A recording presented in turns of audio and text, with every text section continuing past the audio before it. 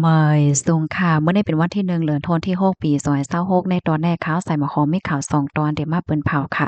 ตอนที่1ค่ะแขต้งหนึ่งออกมาลาดเหย้าเกี่ยวกับเลยลวง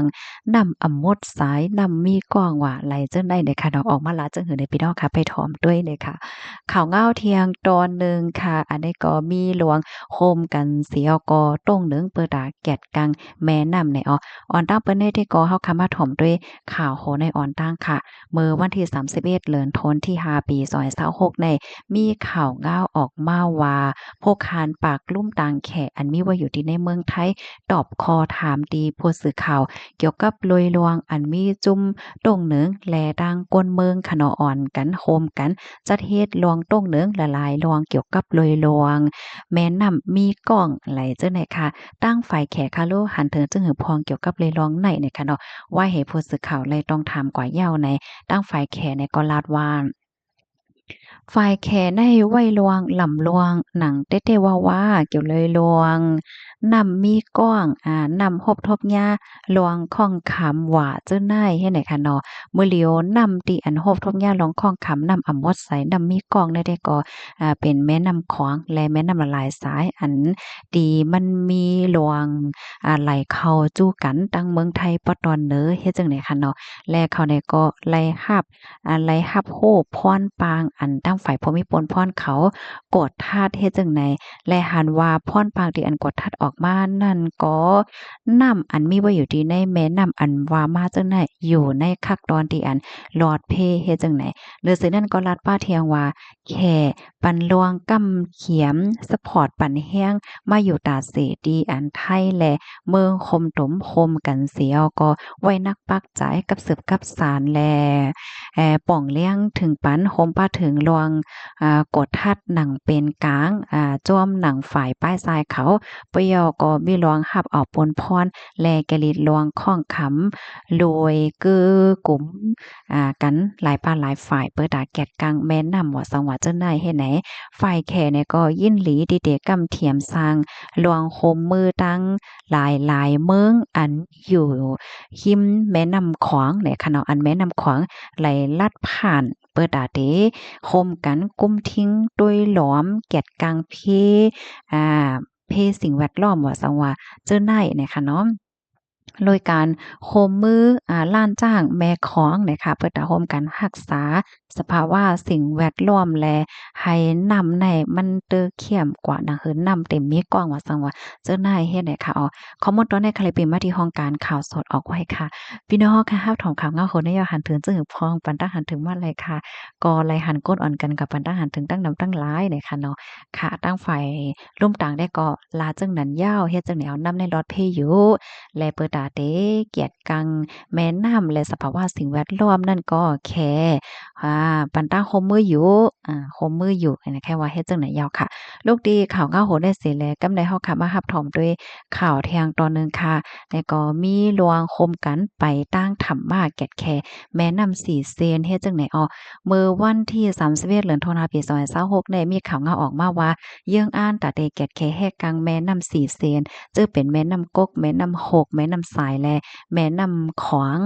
จื้อนั่นให้ปอหลอดกลางสารธาตุอันเวยหังเป็นง่วนเป็นกว้างนั่นเสแลสังหนังหือหลวงปองจึงไทยป้อเตไลไว้นักใส่ใจใส่ข้อแกลิดปัญหาหลวงนำเวยหังแลสังฆาเจ้าแลโกนเมืองคมกันเสียก็เตไป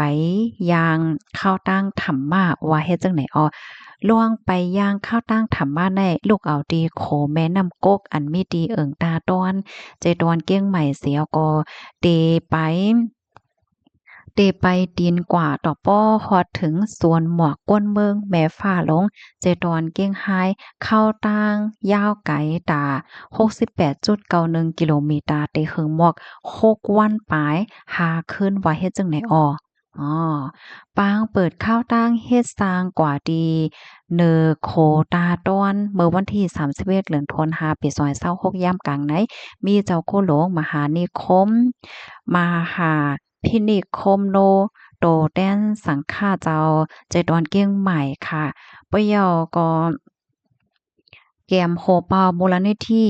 โฮมโพธิ์ที่และผู้กว้านเจอเว้งแม่อ้ายเนี่ย ฝ่ายพ่องำแลฝ่ายซิมแป้งสิ่งแวดล้อมเขามาเปิดปางปันแห้งโพจื้ออันเดออกข้าวตั้งเขาอยู่ยาวให้แหน่ค่ะตั้งแต่เอาปีปลายป่นมาในเนี่ยค่ะเนาะมีคอมพานีแขเขามาโคตรแฮโคตรคำตีเมืองศาสตร์ในนาหลินตับซึกว่าเมืองใต้ปอดออกซานธาตุอันเขาใจตื้อในการโคตรแฮโคตรคำซ้ำเนี่ยจึ้มเขาในหลินจึ้มเขาในน้ำกกแลเนี่ยเฮ็ดให้โวยหังน้ำกกซ้ำโหมันลูกดีเมืองศาสตร์เมืองใต้เสียวก็ไหลเข้าล้อมหอบจอมแหลนลิ้นเข้าตั้งยาวไกลถึงน้ำของก็เปิ้นไหนแลจังมีลวงทุกย้อนให้แก่ลิดปัญหาแปรสนะลองอยู่เศร้ากินสร้างก้นเมืองว่าเฮ็ดจังไหนค่ะข้อมูลตอนในคาลิปมาที่ห้องการข่าวเงาหางเสียงใต้เตรียมต่างไว้นะคะในก็เดเลยว่าเป็นรองตรงหนึ่งที่อันลีโซนใจค่ะเนาะไอ้เกี้ยงว่าเปิ้นได้ไปเป็นหลายวันไหนค่ะเนาะข่าวใส่หมอคอมเต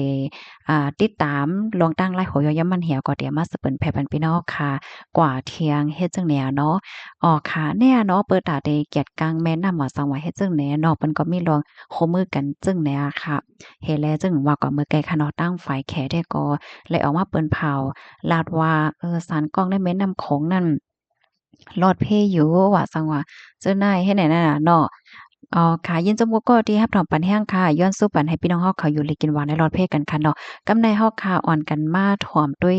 ขันแลกเงินยอก็ขันค่ำในวันมื้อในอีกหนึ่งไหนนะมื้อในก็เป็นวันที่หนึ่งค่ะเป็นวันที่1ยาวข้าวยำก็ไว้น่ะค่ะเนาะซัมโปฮอดถึงมาครึ่งปียาวปี2026ในตันโฮดตันหันสร้างเฮ็ดจั่งใดเฮามาถ่อมด้วยขันค่ำที่ในเมืองไทยอ่อนตั้งค่ะคำเตียงเพราะว่าเฮาค่ะมีสีกว่าขาย1วัดในเฮาค่ะได้ขายได้อยู่69,000เฮง8ปากเพราะว่ากว่าซื้อซ้ำได้เลยปันอยู่70,000คำหางเคิงเพราะว่าเฮาค่ะมีเสียกว่าขายได้ขายได้อยู่68,000เฮง10ปากปลายหนึ่งเพราะว่ากว่าซื้อซ้ำได้เลยปันอยู่70,000ปลาย8ปากในก็ได้เฮาคำมาถ่อมด้วยขันคำที่ในเมืองใต้เมืองคมตุมคำแตงเซียนปานเก่าเพราะว่าเฮาคำมีเสียกว่าขาย1แก้มในได้ขายเลยอยู่10,120,000เพราะว่ากว่าซื้อซ้ำได้เลยปันอยู่10,220,000คำหางเคิงเพราะว่าเฮาคำมีเสียกว่าขาย1แก้มในได้ขายเลยอยู่9,520,000เพราะว่ากว่าซื้อซ้ำได้เลยปันอยู่9,620,000คำ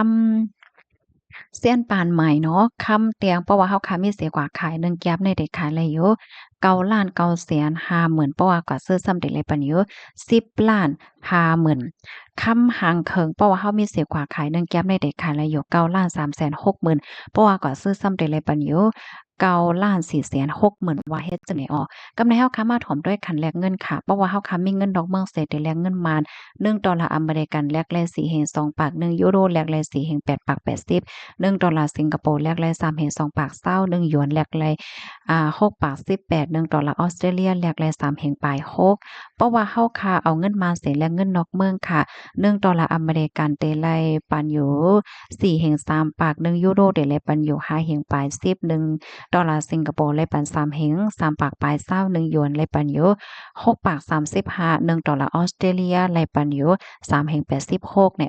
เพราะว่าเฮาค่ะเอาเงินไทยแลกเงินมาน100,000ในเดไลปันอยู่7บาท75เพราะว่าเอาเงินมานแลกเงินไทย100,000ในเดไลอยู่7บาท55ว่าจังไหนค่ะยินจมูกก็ที่รับถอมปันแห้งค่ะไม่ทรงค่ะ